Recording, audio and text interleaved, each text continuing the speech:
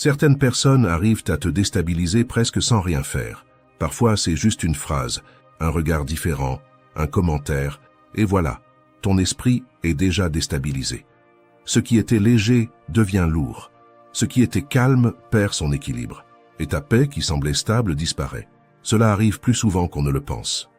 Mais il y a une question importante ici. Jusqu'à quel point ce que les autres font devrait-il avoir ce pouvoir sur toi? Parce que, la plupart du temps, le problème n'est pas seulement ce que les autres font, mais l'espace que cela prend dans ton esprit. Quand cet espace devient trop grand, tout affecte, tout pèse, tout interfère. Mais quelqu'un de mentalement fort ne vit pas ainsi. Ce n'est pas que ces personnes ne ressentent rien. Elles ne donnent simplement pas le contrôle aussi facilement. Et quand tu comprends cela, tout commence à changer. Le monde reste le même. Les gens continuent d'être ce qu'ils sont. Les problèmes continuent d'apparaître, mais toi, tu cesses de réagir à tout. Ta paix cesse de dépendre des autres et commence à dépendre de toi. C'est ce que tu vas apprendre à partir de maintenant. 7 principes psychologiques simples, mais profonds, qui fonctionnent comme un véritable bouclier mental, pour que rien ni personne n'ait un accès facile à ton état intérieur. Le principe numéro 1, c'est la frontière de la paix. C'est ici que commence ta véritable évolution. Pas quand tu réagis mieux, mais quand tu apprends à sélectionner ce qui mérite même une réaction.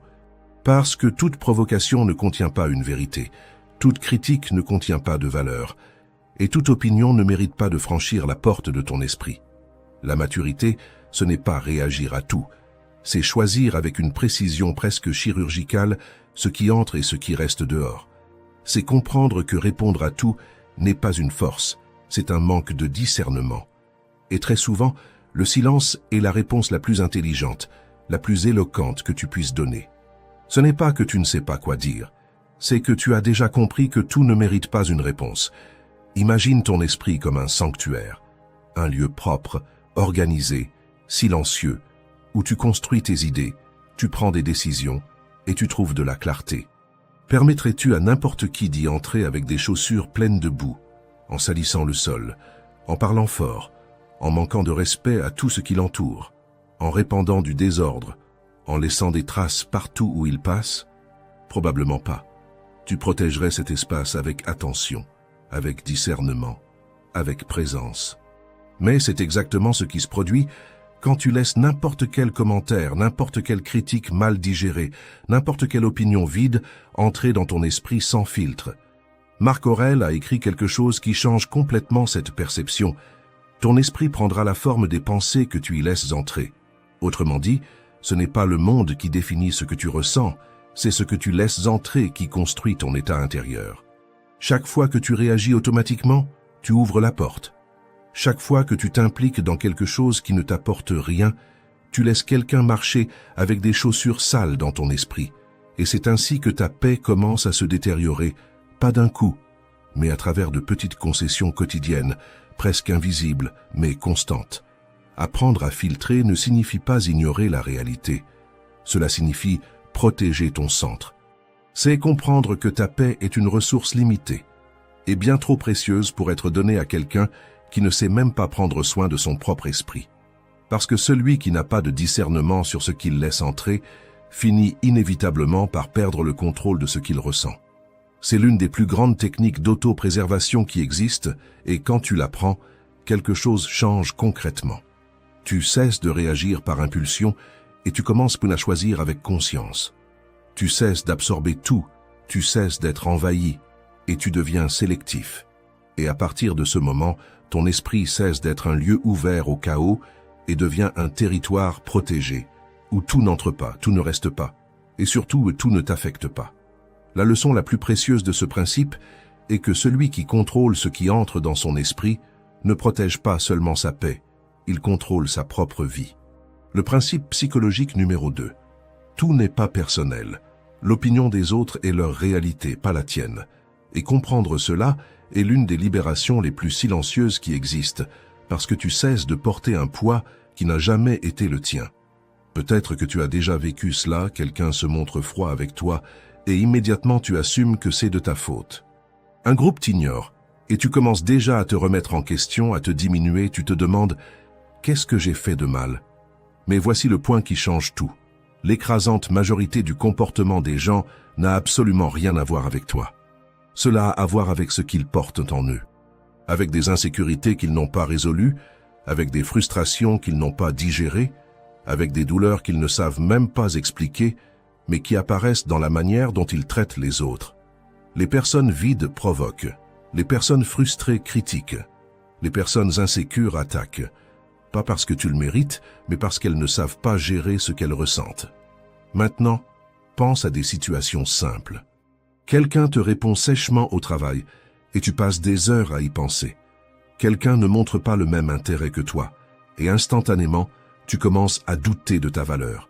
Quelqu'un t'ignore à un moment donné et tu transformes cela en rejet personnel. Tu vois le schéma?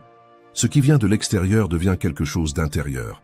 C'est comme si quelqu'un déposait quelque chose devant ta porte et que toi, tu le ramassais pour le faire entrer chez toi.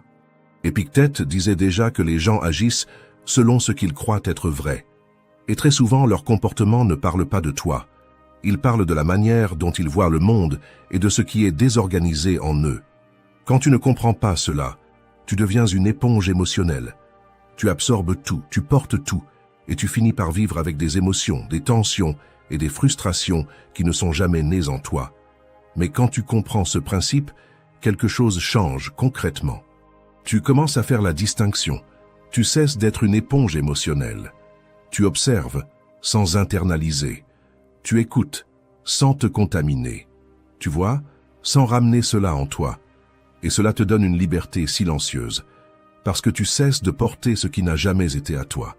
C'est comme enlever un sac lourd que tu as porté si longtemps que tu avais oublié ce que c'était que marcher léger. Et à partir de là, ta vie change. Pas parce que les gens sont devenus meilleurs, mais parce que tu as cessé de transformer leur comportement en reflet de ta valeur. Quand tu comprends que tout n'est pas à propos de toi, tu récupères quelque chose d'essentiel, ta paix cesse de dépendre de ce que les autres font et recommence à dépendre de toi.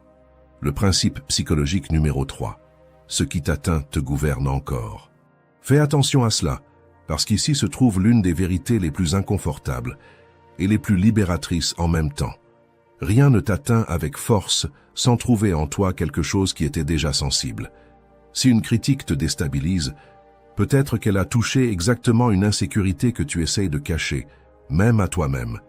Si l'opinion de quelqu'un te déséquilibre, peut-être qu'il existe encore en toi un besoin silencieux d'approbation.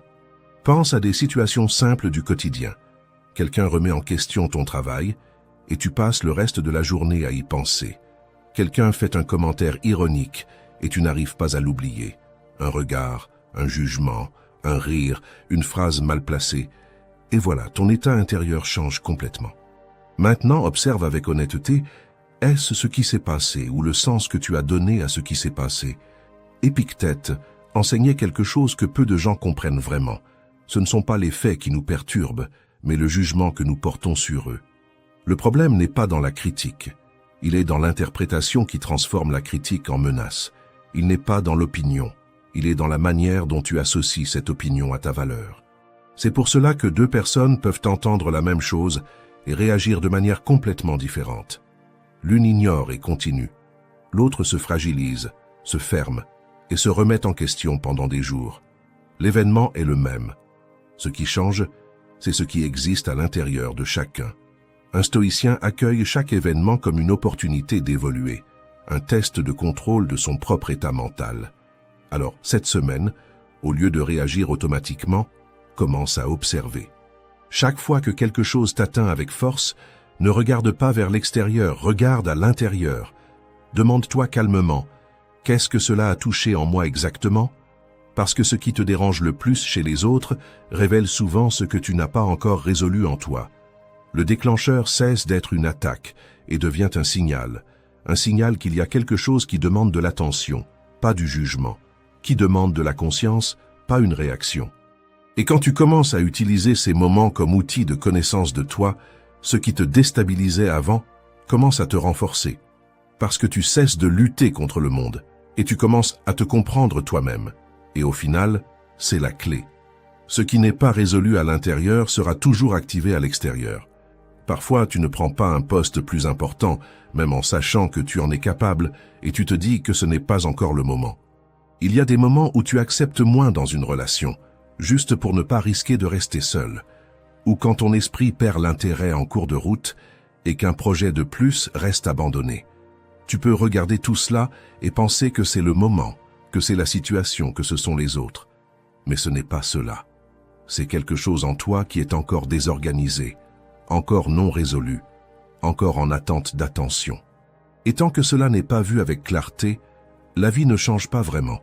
Le monde est ton plus grand miroir, et plus tu te renforces intérieurement, plus ta réalité commence à refléter ce que tu es en train de devenir. Le principe psychologique numéro 4. La faiblesse de la justification. Ce besoin incessant de se justifier, de convaincre tout le monde, d'avoir toujours le dernier mot, ce n'est pas de la force, c'est un piège. Les personnes émotionnellement fortes ont déjà compris cela. Celui qui vit pour s'expliquer est en réalité prisonnier. Prisonnier de la cage de l'opinion des autres. Et c'est une prison dangereuse parce qu'elle n'est pas visible, mais elle limite chaque décision. Tu commences à mesurer tes mots, à ajuster tes comportements, à recalculer tes attitudes. Tout cela pour éviter le jugement, tout cela pour maintenir l'acceptation. Maintenant, imagine cette scène avec clarté. Toi avec un micro dans la main, en train d'essayer en permanence d'expliquer ta vie à un public qui n'a jamais demandé la moindre explication. Tu te vois en train de justifier des décisions simples, expliquer pourquoi tu as changé de travail, pourquoi tu as choisi tel chemin, pourquoi tu t'es éloigné de tel ami. Tu expliques pourquoi tu n'as pas répondu à un message, pourquoi tu as décidé de rester chez toi, pourquoi tu n'as pas accepté une invitation, pourquoi tu as changé d'avis. Des choses petites, du quotidien qui devraient être naturelles, commencent à devenir des justifications. Et plus tu expliques, plus il semble que tu doives continuer à expliquer. Parce que ce n'est plus une question de clarté, c'est une question d'acceptation. Et pendant que tu parles, en essayant d'être compris, la plupart n'écoutent même pas. Certains sont distraits, d'autres ont déjà décidé de ne pas être d'accord avant même que tu aies terminé. Et il y a un détail encore plus dur. Il existe des personnes qui ne veulent pas te comprendre. Elles veulent seulement te faire entrer dans la vision qu'elles ont déjà créée sur toi. Et peu importe combien tu expliques, tu ne rentreras jamais dedans. Continuer à parler, continuer à s'expliquer, cela ne te renforce pas. Cela te conditionne.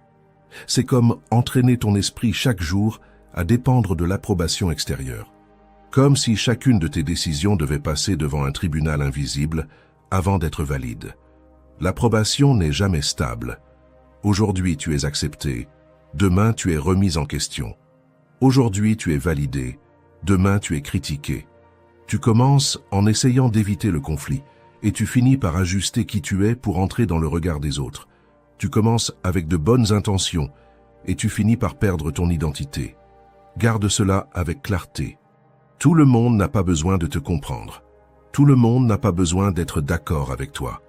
Et cela ne diminue en rien la valeur de tes décisions.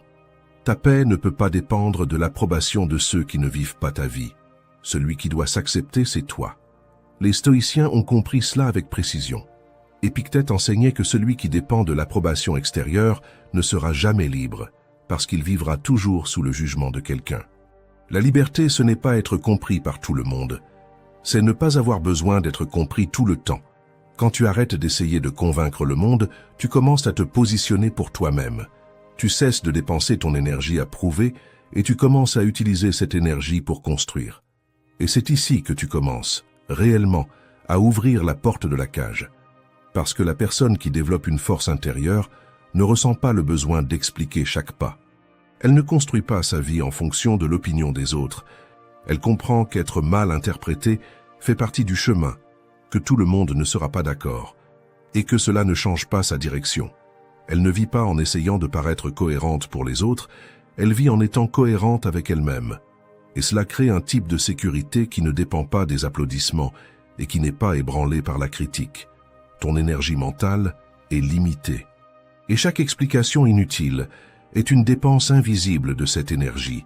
C'est du temps, de la concentration et de la clarté qui sont drainés pour soutenir des perceptions qui la plupart du temps sont déjà définies et ne changeront pas.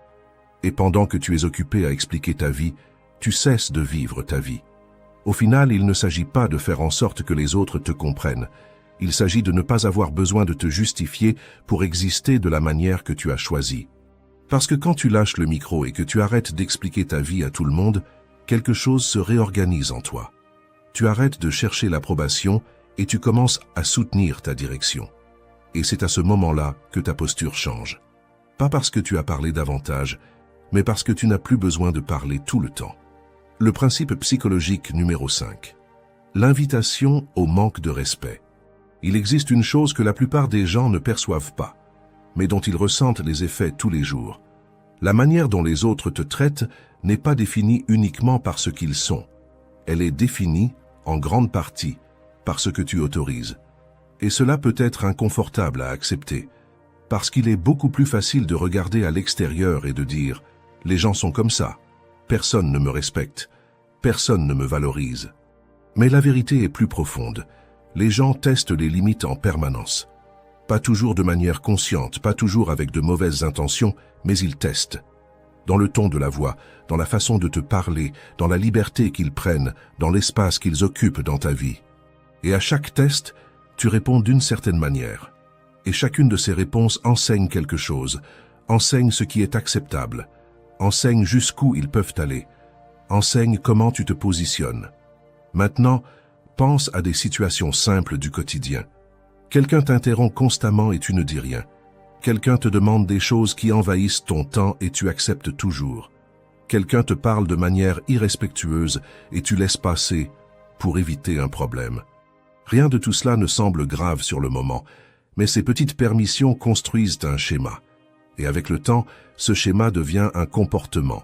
Les gens commencent à agir avec toi de la manière que tu as permise depuis le début. Et c'est là que naît ce sentiment d'être irrespecté, dévalorisé ou envahi. Pas parce que les gens ont changé soudainement, mais parce que ta limite n'a jamais été claire. Les limites ne servent pas à éloigner les gens. Elles servent à révéler qui ils sont vraiment. Parce que les personnes qui te respectent tes limites. Et celles qui sont là uniquement par intérêt, par commodité ou par contrôle, se sentent dérangées quand ces limites apparaissent. C'est pour cela que beaucoup de personnes évitent d'établir des limites. Pas parce qu'elles ne savent pas comment faire, mais parce qu'elles ont peur de la réaction. Mais il y a un prix élevé à payer. Tu gardes la personne, mais tu te perds toi-même. Le prix émotionnel payé sur le long terme est beaucoup plus élevé. Quand tu t'en rends compte, tu es déjà en train de vivre une vie où ton temps, ton énergie et ta paix sont constamment envahis. Les stoïciens comprenaient cela avec beaucoup de précision. Épictète enseignait que si tu ne définis pas la manière dont tu veux vivre, quelqu'un le fera à ta place. Et cela s'applique directement aux relations. Si tu ne définis pas comment tu veux être traité, le monde décide. Et le monde ne décide pas en fonction de ta valeur, il décide en fonction de ton comportement. C'est pour cela qu'un non dit avec clarté a plus de valeur que 10 oui dit par peur. Parce que le non positionne, le oui par peur affaiblit. Quand tu commences à poser des limites, certaines personnes vont s'éloigner.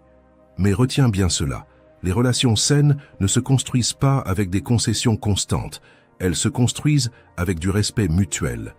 Et le respect commence quand tu te respectes toi-même. Observe aujourd'hui où tu dis oui, alors que tu devrais dire non. Observe où tu cèdes par peur. Observe où tu autorises quelque chose qui, au fond, te dérange.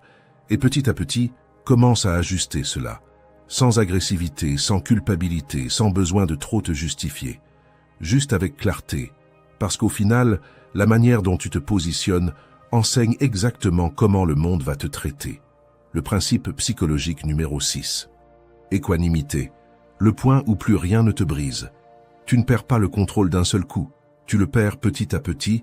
Tu le perds quand tu élèves le ton sans t'en rendre compte. Tu le perds quand tu entres dans une discussion qui n'avait même pas besoin d'exister. Et quand tu t'en rends compte, tu n'es déjà plus aux commandes. Maintenant, pense au nombre de fois où cela arrive dans ta journée. Ce sont de petites choses, mais qui s'accumulent.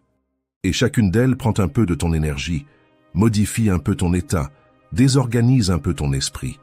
À la fin de la journée, ce n'est pas un grand problème qui t'a épuisé. Ce sont plusieurs petites pertes de contrôle, et c'est exactement pour cela que le calme est l'une des formes de pouvoir les plus rares, parce qu'il n'apparaît pas dans les moments faciles, Il apparaît quand tout autour de toi essaie de te faire perdre l'équilibre. Quelqu'un te confronte. Ça peut être au travail, ça peut être à la maison, ça peut être quelqu'un de proche. Le ton change, l'énergie change, et soudain tu ressens cette impulsion immédiate de répondre. Ton esprit s'accélère, ton corps réagit. Tu commences déjà à construire des arguments avant même d'avoir écouté complètement. Et ici, il se passe quelque chose que la plupart des gens ne perçoivent pas. À cet instant précis, tu as deux options. La première est de réagir comme tu as toujours réagi. La seconde est de tenir une seconde et de choisir. Cette seconde, c'est là que réside le contrôle. Et la plupart des gens ne tiennent pas cette seconde. Ils répondent avant de penser, parlent avant de comprendre, réagissent avant de choisir, et ensuite essaient de réparer ce qui a déjà été dit. Mais celui qui développe le calme fonctionne différemment. Cette personne ne perd pas cette seconde.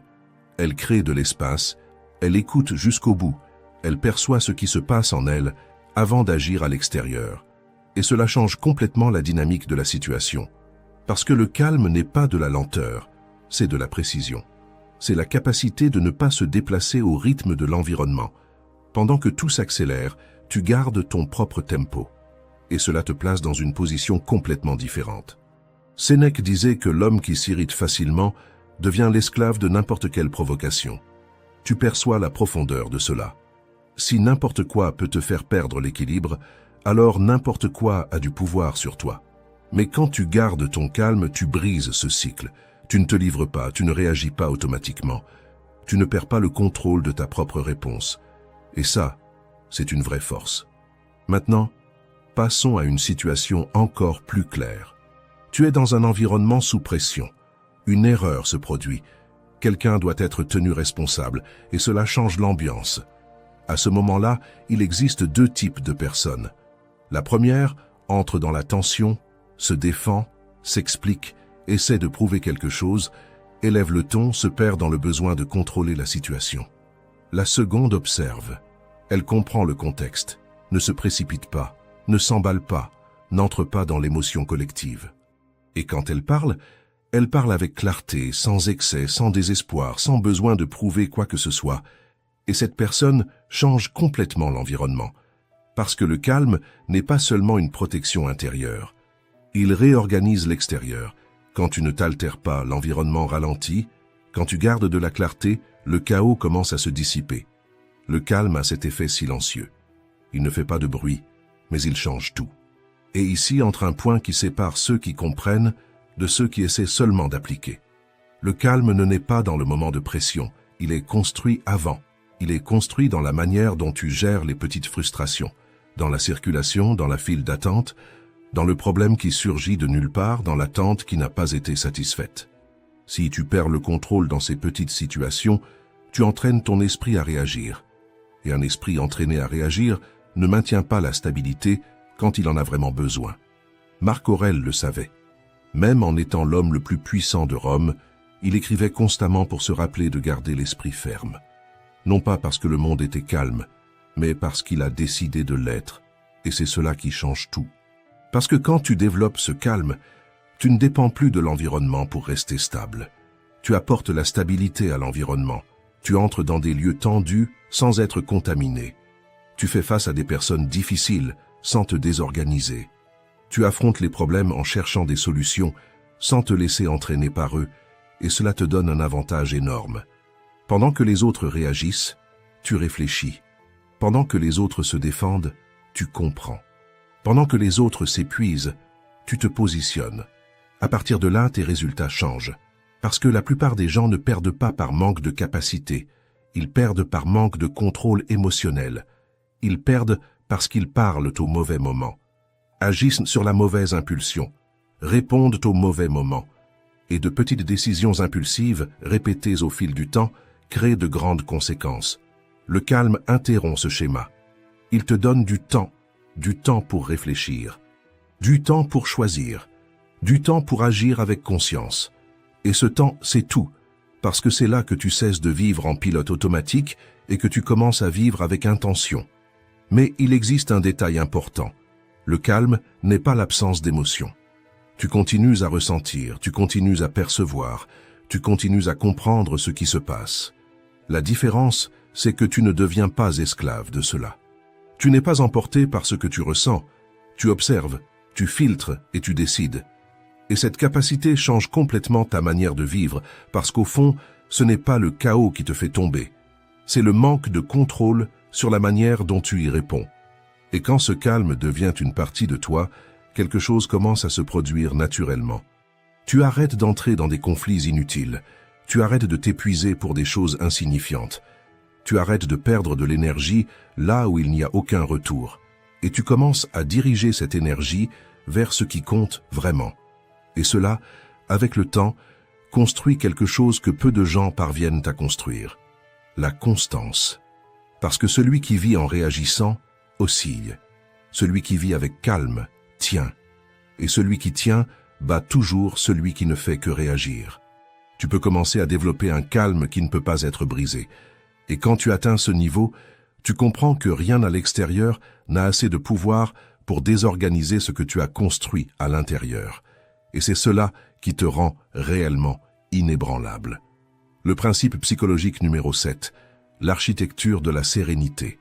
Ta paix, elle dépend de ton esprit et non des circonstances. Et peut-être que le plus grand secret de toute cette vidéo, c'est celui-ci. Ta vie, comme la mienne, ne cessera jamais de présenter des défis.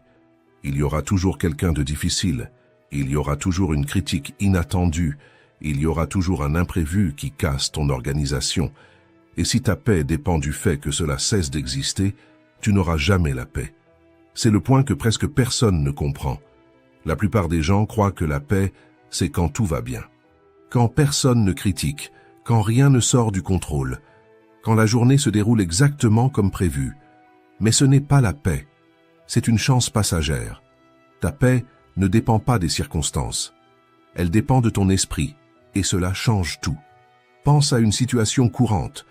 Tu te réveilles bien, tu commences la journée de manière productive, les choses avancent, jusqu'au moment où tu reçois une critique dure de ton supérieur. Cela entre, tu penses, tu repasses, tu interprètes. Et soudain, ton état change. Le problème n'était pas ce qui s'est passé, ce n'était pas d'avoir ouvert ce courriel, d'avoir lu cette critique dure, c'était l'espace que cela a pris en toi. Autre exemple, tu planifies toute ta journée, tu organises tes tâches, tu es concentré. Et puis un imprévu surgit. Quelque chose échappe au contrôle. Et en quelques minutes, tu n'es déjà plus présent. Tu es irrité, frustré, en train d'essayer mentalement de réparer quelque chose qui est déjà arrivé. Tu perçois le schéma dans ces deux situations? Ce n'est pas l'événement qui te fait perdre l'équilibre, c'est la manière dont tu réagis à cet événement. Les stoïciens ont compris cela avec une clarté que peu de gens appliquent réellement aujourd'hui. Épictète enseignait quelque chose de simple, mais extrêmement puissant. Certaines choses dépendent de nous, d'autres non. Et quand tu essaies de contrôler ce qui ne dépend pas de toi, tu t'épuises, tu te frustres, tu perds de l'énergie. Mais quand tu ramènes le contrôle vers ce qui est réellement à toi, ta perception, ton interprétation, ta réponse, quelque chose change immédiatement. Tu cesses de lutter contre la réalité et tu commences à opérer en elle avec intelligence. Et ici, entre une image qui explique tout, imagine que ton esprit est comme un lac. Quand le lac est agité, la moindre petite pierre qui tombe crée de grandes vagues. Tout semble plus grand qu'en réalité. Tout semble plus intense, plus urgent, plus lourd. Mais quand le lac est calme, la même pierre tombe et ne change presque rien. Le monde continue de jeter des pierres. Cela ne change pas. Ce qui change, c'est l'état de ton esprit. Et cet état ne vient pas de l'extérieur, il est construit. Marc Aurèle a écrit dans ses méditations « Tu as du pouvoir sur ton esprit, pas sur les événements. Comprends cela, et tu trouveras la force. » Perçois la profondeur de cela. Il ne s'agit pas d'éliminer les problèmes. Il s'agit de ne pas laisser les problèmes te dominer. Et ici, il existe une différence fondamentale qui sépare les personnes ordinaires de celles qui ont développé ce niveau de maîtrise. Les personnes ordinaires réagissent. Les personnes fortes choisissent. Elles réagissent au ton de voix, réagissent à la critique, réagissent au retard, réagissent à la frustration. Elles ressemblent à ces jouets qui reviennent toujours en arrière. Tout ce qui arrive reçoit de l'attention. Elles sont tirées en permanence par l'environnement. Celui qui développe ce principe crée un espace entre ce qui se passe et la réponse qu'il donne. Et c'est dans cet espace que réside le pouvoir. Parce que dans cet espace, tu décides si cela mérite ton énergie, tu décides si cela mérite ton attention, tu décides si cela va ou non affecter ton état intérieur. Et plus tu entraînes cela, plus cela devient naturel. Mais soyons honnêtes, ce n'est pas facile, ce n'est pas naturel au début d'ignorer quelque chose qui t'irrite, ce n'est pas automatique de ne pas réagir quand quelqu'un te provoque, ce n'est pas simple de rester calme quand tout semble échapper au contrôle. Mais le fait que ce ne soit pas facile ne signifie pas que c'est impossible. Cela signifie simplement que cela doit être entraîné, comme un muscle. Au début, n'importe quel poids paraît lourd, n'importe quel effort fatigue. Mais avec le temps, ce qui te faisait tomber ne t'affecte plus de la même manière. C'est exactement ainsi avec ton esprit. Chaque fois que tu choisis de ne pas réagir impulsivement, tu renforces ce contrôle. Chaque fois que tu observes avant de répondre, tu construis davantage de maîtrise. Chaque fois que tu ne te laisses pas emporter par le moment, tu construis de la stabilité. Et il arrive un moment où ce qui t'ébranlait avant ton supérieur, l'absence de réponse à un message important, le collègue arrogant, cesse simplement d'avoir le même effet. Et c'est là que naît cette sensation que rien ne te perturbe. Non pas parce que le monde est devenu plus facile, mais parce que tu es devenu plus stable. Et quand cela arrive, quelque chose d'intéressant apparaît comme conséquence. Tout commence à mieux circuler. Et non pas parce que la vie est devenue parfaite, mais parce que tu as cessé de créer une résistance inutile. Tu ne te bats plus contre tout. Tu ne réagis plus à tout. Tu cesses d'être ce jouet qui rebondit. Tu ne t'épuises plus pour n'importe quoi. Et cela te donne un avantage silencieux. Pendant que les autres sont prisonniers de réactions émotionnelles, toi, tu penses avec clarté. Pendant que les autres perdent de l'énergie pour de petites choses, toi, tu diriges ton énergie vers ce qui compte vraiment. Pendant que les autres sont entraînés par l'environnement, toi, tu te conduis toi-même. Et cela change complètement tes résultats, parce qu'au fond, ce n'est pas ce qui arrive qui définit ta vie. C'est la manière dont tu réponds à ce qui arrive. La paix cesse alors d'être un hasard et devient une construction. Elle cesse de dépendre du monde et commence à dépendre de toi. Et peut-être que c'est le tournant le plus important de toute cette vidéo. Tu n'as pas besoin d'un monde parfait pour vivre en paix. Tu as besoin d'un esprit entraîné à ne pas livrer ton centre à n'importe quoi qui arrive à l'extérieur. Quand tu apprends que tout ne mérite pas d'entrer dans ton sanctuaire émotionnel, tu commences à protéger ta paix. Quand tu comprends que tout n'est pas à propos de toi, tu cesses de porter des poids qui n'ont jamais été les tiens. Quand tu réalises que ce qui t'affecte révèle ce qui te contrôle encore, tu commences à vraiment te connaître. Quand tu développes l'équanimité, tu cesses de perdre de l'énergie dans de petites pertes de contrôle. Quand tu arrêtes de te justifier en permanence, tu retrouves ta posture. Quand tu poses des limites, tu apprends au monde à respecter ce qui est sacré pour toi. Et alors tout commence à s'aligner. Non pas parce que la vie est devenue plus facile, mais parce que tu as cessé d'être émotionnellement accessible à tout. C'est ce que les stoïciens ont compris.